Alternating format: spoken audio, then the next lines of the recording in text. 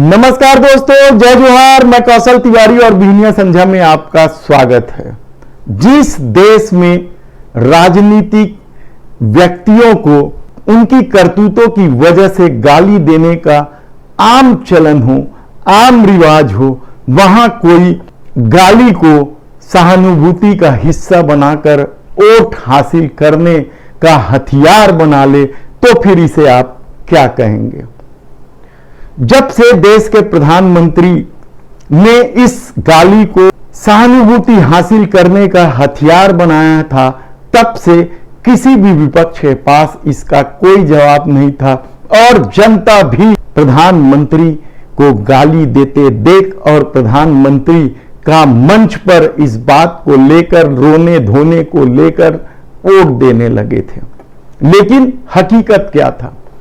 महात्मा गांधी और नेहरू को गाली दे देकर अपनी राजनीतिक सफर पूरा करने या राजनीति साधने की कोशिश करने वाले लोग ही यदि उनको मिल रही गाली को लेकर सहानुभूति बटोर रहे थे तो फिर इसका क्या मतलब है? लेकिन जब कांग्रेस के अध्यक्ष मल्लिकार्जुन खड़गे ने देश के प्रधानमंत्री नरेंद्र मोदी की तुलना सांप से की और उसके बेटे प्रियंक ने उन्हें नालायक कहा, तो देश के प्रधानमंत्री 91 गालियों की लिस्ट लेकर फिर वही सहानुभूति बटोरने की कोशिश की।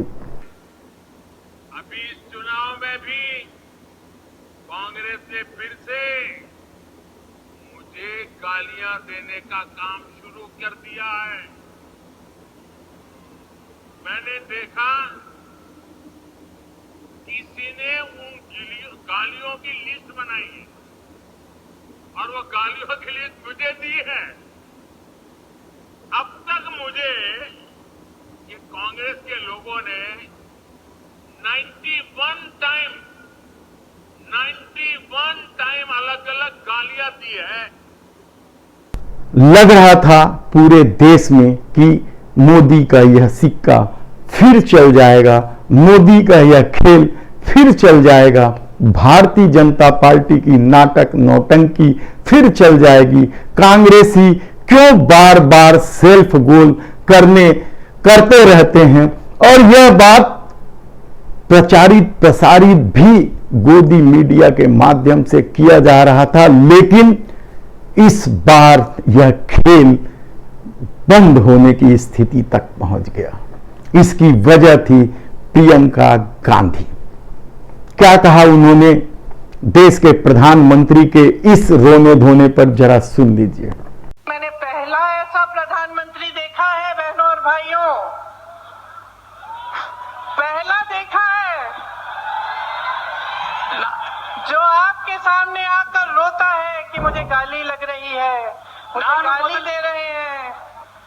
आपके दुख सुनने के बजाय अपना दुखड़ा आपको सुनाते हैं और किसी ने उनके ऑफिस में बैठकर एक लिस्ट बनाई है। अरे आपके दुखों की लिस्ट नहीं है वो आपकी समस्याओं की लिस्ट नहीं है। वो ये लिस्ट नहीं है कि किसानों की क्या समस्या है, हमें क्या करना। वो ये लिस्ट है कि मोदी जी को कितनी बार किसने गाली दी है। कम से कम एक पन्ने पे फिट तो आ रही है। अगर मेरे परिवार को जो गालियां दी हैं इन लोगों ने, हम लिस्ट बनाना शुरू करें तो हम किताब पे किताब छपवा लेंगे। हिम्मत करो मोदी जी, मेरे भाई से सीखो।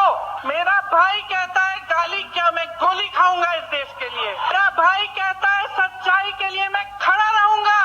तुम गाली दो, गोली दो, छुरा मारो, कुछ भी कर लो, घबराओ मत मोदी जी, घबराओ मत।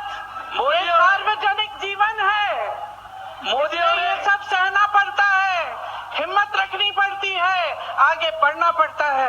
घबराओ मत मोदी जी, घबराओ मत। ये सार्वजनिक जीवन है, मुझे ये सब सहना पड़ता है, हिम्मत रखनी पड़ती है, आगे बढ़ना पड़ता है। तो क्या अब हम यह मान ले कि आने वाले दिनों में जब भी किसी को गाली दी जाएगी, अब कोई नहीं इस बात पर आएगा, क्योंकि यह आम चलन है। नेताओं को उनकी करतूतों की वजह से गाली देने की परंपरा कहना चाहिए नई नहीं है, सालों से चली आ रही है। लेकिन अब जिस तरीके से प्रियंका गांधी ने देश के प्रधानमंत्री नरेंद्र मोदी को ललकारा है, उसके बाद ऐसा माना जा रहा है कि देश के प्रधानमंत्री नरेंद्र मोदी अब इस मामले पर चुप्पी ओढ़ लेंगे। वे इसका जिक्र करने से बचते रहेंगे, क्योंकि कर्नाटक में इस तरह के नाटक का जो पर्दाफाश हुआ है और चुनाव परिणाम आए हैं, उससे पूरी भाजपा भी अब डरी हुई है, कहा जाए तो गलत नहीं होगा इस मुद्दे पर।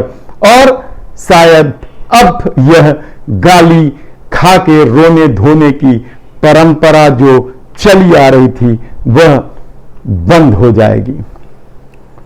धन्यवाद।